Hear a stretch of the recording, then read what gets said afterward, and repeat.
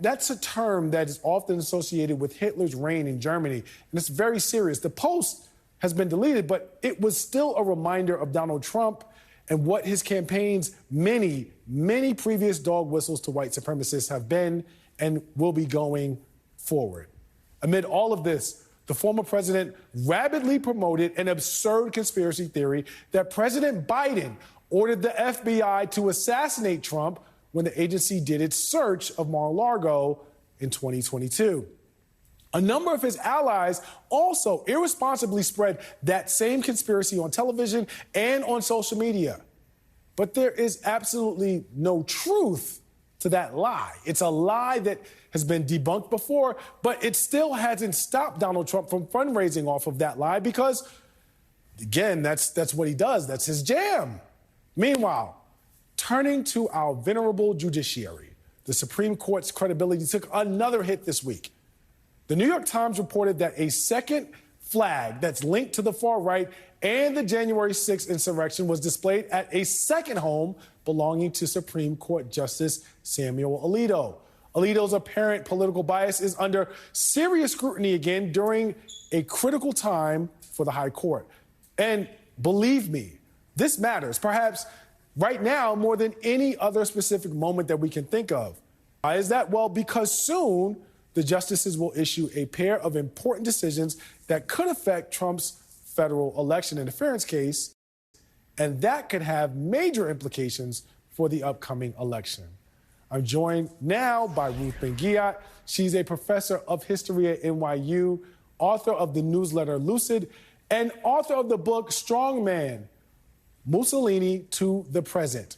And Jennifer Rubin, she is an opinion writer for The Washington Post and an MSNBC legal analyst and author of Resistance, How Women Save Democracy from Donald Trump. Jen, a second provocative flag at a second Alito house. Does this surprise you, or is it just blowing in the wind? I have to say, I'm so glad I'm on with Ruth because her Strongman book is no longer history, it's journalism. It is an explication of exactly what is happening every day. These people are shameless. We should believe what they say verbally and symbolically. What Alito is saying is, I am not bound by the normal rules of judicial ethics. I can identify with an insurrectionist movement that is seeking to overturn the Constitution that I have taken an oath to uphold and to apply. That's how shameless, that's how out in the open all of this is. And what is really the problem here, aside from people like Alito, people like Trump, is that the people who are in a position to do something about it consent. They go along. Chief Justice Roberts does nothing. And Republicans do nothing when Trump talks in these authoritarian ways and makes these claims of conspiracies and violence. And because we have a core group that is promoting violence, authoritarian rule, disrespect for the rule of law, and we have another group of people who are enabling them, we come to the point of a constitutional crisis. And that's really what this election is about. Are we going to reestablish a constitutional framework in which not only the president, but the people around him take responsibility for reinforcing the rule of law? Or are we going to, in essence, go down an authoritarian rule where anything goes, might is right, and there are no restrictions on those in power? Jen, that is such an important framing, and I'm glad that you set things up that way. Ruth, I'm always glad to talk to you. I'm just happy because I have twice mislabeled your book on air, and I finally got the title right today, so I'm just happy about that. Justice Alito, it said that the upside-down American flag, that was his wife's mess up, and he hasn't commented about the second flag at all. Ultimately, we know that he doesn't have to do anything about this. There are no boundaries from an ethical standpoint other than impeachment, which we can pretty much rule out at this point, for Supreme Court justices. What does this tell you about the current state of the U.S. judiciary, and how concerned should we be given where we are? Well, very, because fascism isn't a day job. it requires you, excuse me, it requires you to not only have far-right rulings if you're a Supreme Court justice, but to actually show through your personal conduct that you scorn and discredit and delegitimize the institutions of democracy.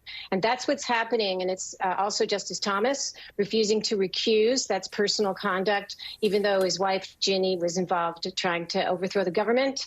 So, this is a very purposeful act, both the flying of the flag and also refusing to be apologetic about it, blaming it on his wife. This is all purposeful because you have to demonstrate loyalty to the public if your goal is not just to have far-right rulings, but to actually wreck democracy by delegitimizing the most important institution of democracy, one of them at least, the Supreme Court.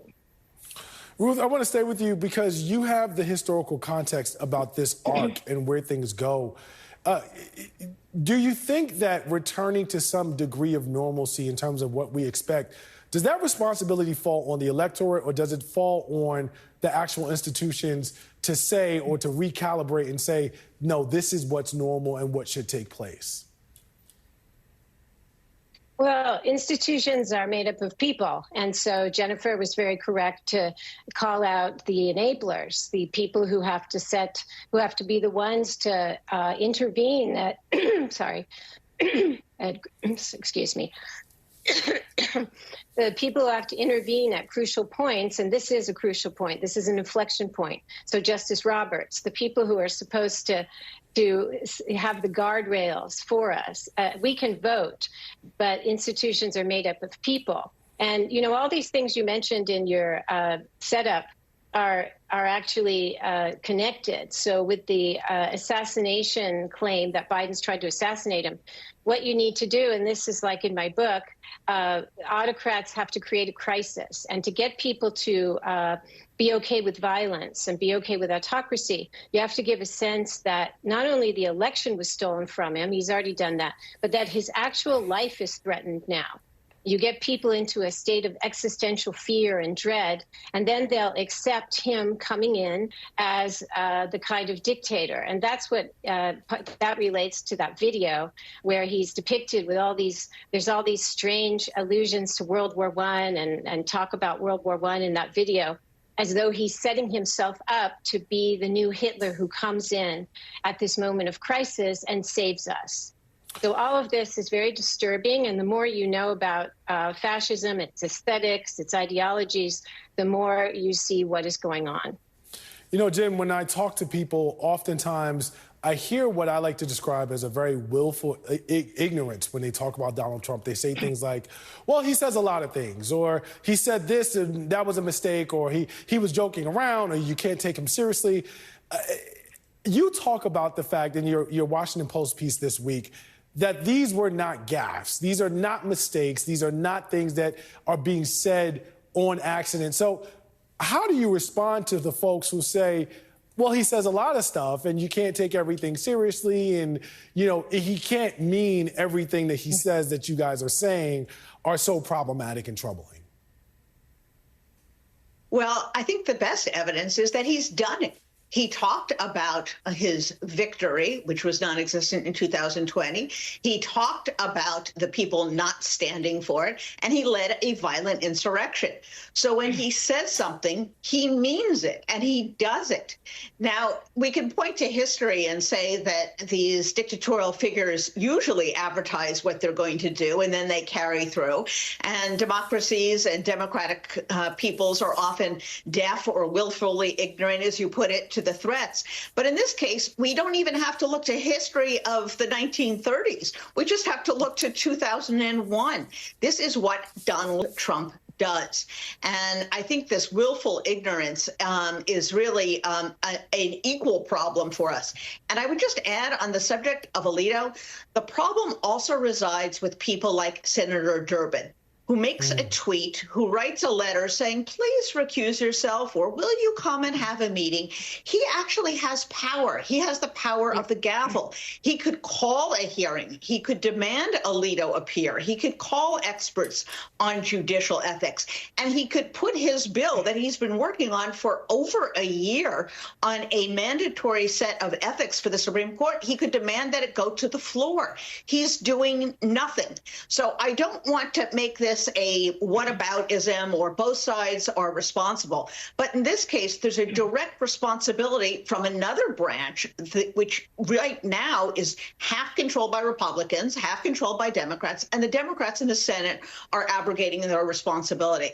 I will have much to say about this, by the way, in a piece for Sunday. So if your viewers are interested in hearing more, please read my column. That's my shameless plug for the day. But it's a real problem, because when Democrats don't rise to the occasion, Republicans say, see, no big deal. Everything goes on as normal, and the press moves on to the next issue. Well, I am looking forward to reading the piece, as I'm sure many of our viewers are as well. Ruth Ben-Ghiat and Jennifer Rubin, thanks to you both. Still ahead on Velshi, there's a governor out in South Dakota that's making headlines once again, and this time it's not for killing her dog or her goat. Stay tuned about what that is all about. And I'll also keep all of Donald Trump's 4 separate criminal proceedings in mind. We're going to talk about how they're shaping out and what's next. And also after that, a group of women all the way out in California have created their own Velshi Van Book Club. Ali spoke with them about reading as resistance and the clear connection between the preservation of democracy and the freedom to read. That's all coming up on more Velshi. I'm Charles Coleman Jr. Stay right there.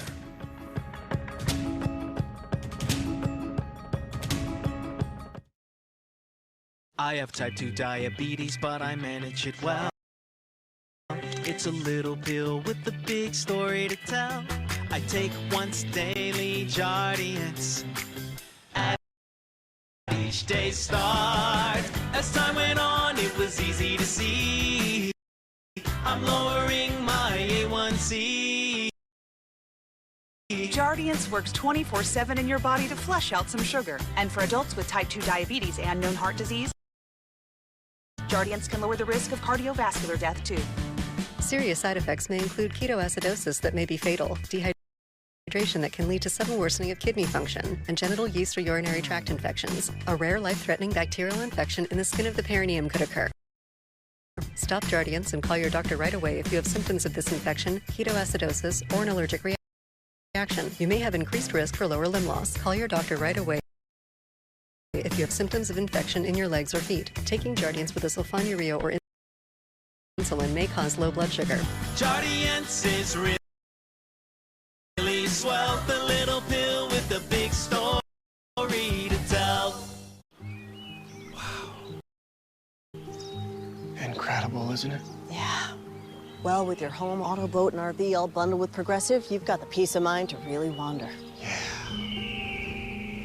Yeah, I just hope it stays this way. Once word gets out about these places, they tend to... Are you done? And there it is. But at least your vehicles are protected. Let's hit the road. Hey, fam. I am just at this beautiful lake that I just discovered, practicing gratitude, manifesting abundance.